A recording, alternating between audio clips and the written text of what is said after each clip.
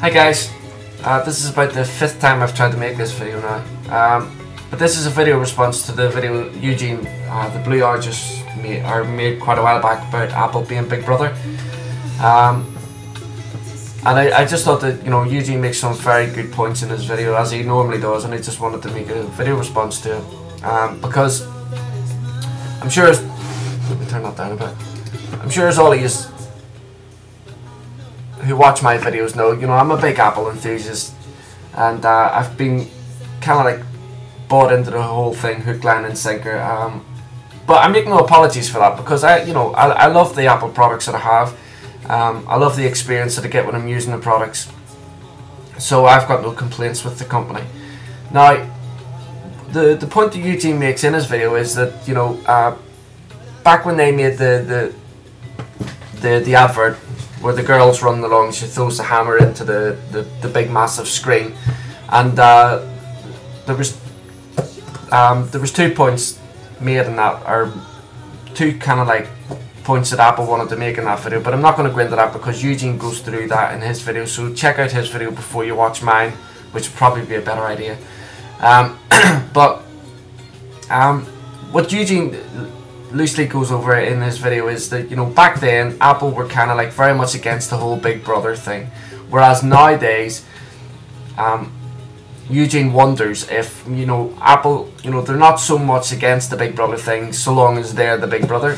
Well, I kind of agree with what Eugene's saying. I kind of think, you know, that Apple probably, from a business sense, are pretty much like that. You know, they probably do want to be on the top of the pile, so to speak. Now obviously, IBM isn't the Big Brother nowadays. It's more Microsoft, and everybody knows the rivalry that goes on between Microsoft and Apple. And in terms of market share nowadays, you know, Microsoft certainly do have the vast majority of the market share, but Apple are, I'm not even going to say slowly, because in a business sense, Apple are gaining a lot of the market share very fast over a very short period of time. And that's not just with iPods and iPhones, that's with iMacs, software, and you know, other things such as, you know,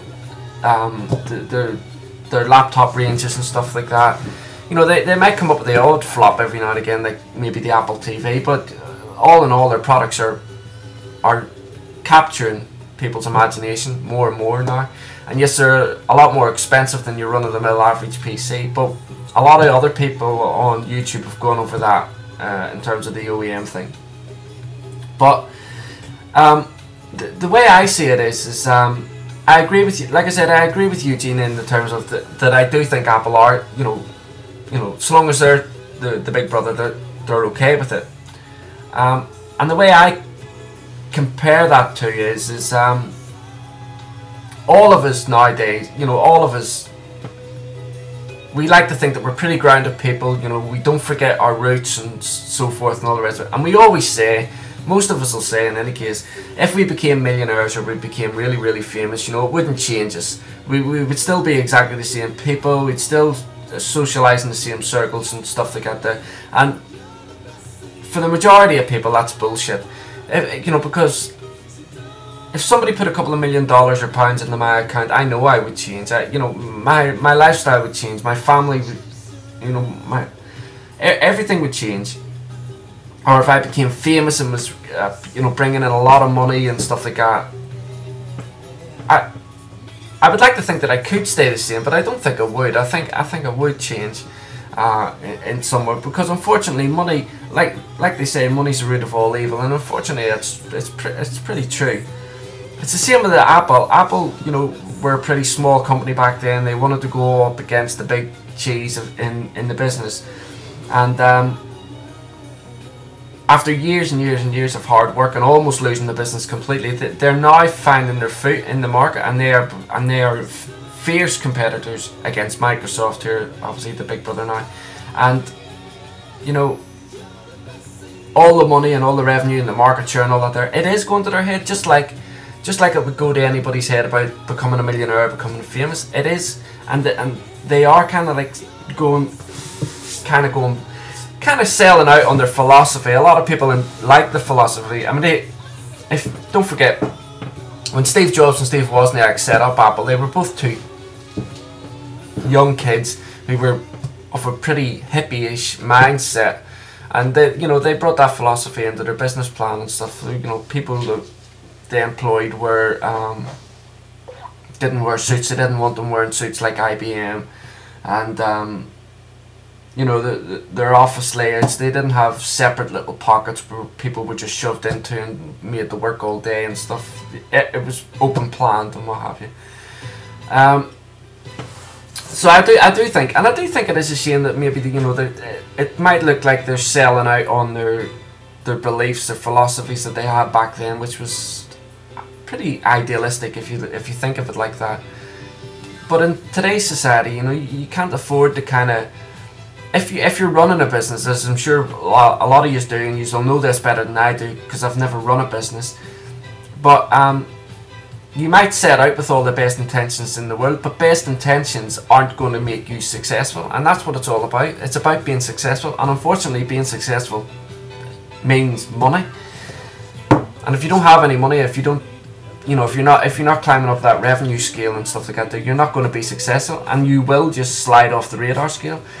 And all the intentions that you started out with, intentions aren't going to get, you know, good intentions aren't going to keep you up where you are.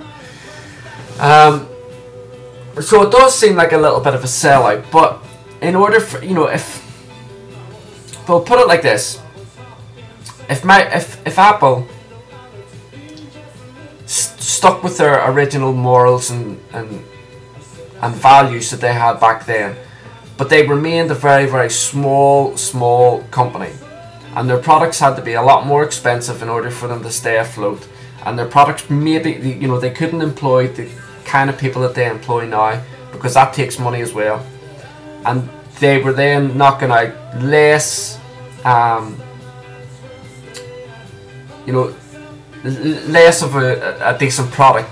You know, would you still buy the products? Would you kind of go, well, because I like Apple as a company, you know, I will be loyal to them and keep buying their stuff, even though their products aren't that good and, you know, they're very, very expensive? Of course you wouldn't. You know, so Apple have got to set aside the intentions that they started out with and start looking at life from a business term, because they're in that business pool and they have to fight along with everybody else, which is one way of looking at it. So that's kind of like my opinion on the whole Apple thing. Eugene makes some good points, mind you, about going into Apple stores. David, the creative one, he was in there recording one time a video, him and his family, and he was told that he wasn't allowed to record any video in there, and Eugene says that he was in one time with his friend and he was just about to take a photograph on his friend's MacBook, and one of the Apple store people came across and didn't even say anything to him, just kind of lowered the screen down and then told him that he wasn't allowed to take the photograph. Now I find that ridiculous. I think, you know, that's stupid. I don't see how taking a video inside a store or taking a photograph of the store, I don't see how that is going to harm anybody's business, especially if the person inside there is a customer, a buying, paying customer. I don't see how that's going to infringe on Apple's revenue or their business share and all the rest of it. So I think things like that are stupid. I don't have much experience of going into Apple stores. My local Apple store is a place called Sheffield, which is about 2.5 hour drive away from me. So I can't comment too much about the stores over here. Maybe other people on YouTube can. But that's my outtake on it. And excellent video, Eugene. And I hope to speak to you soon, mate. And keep up the good work. Talk to you all later.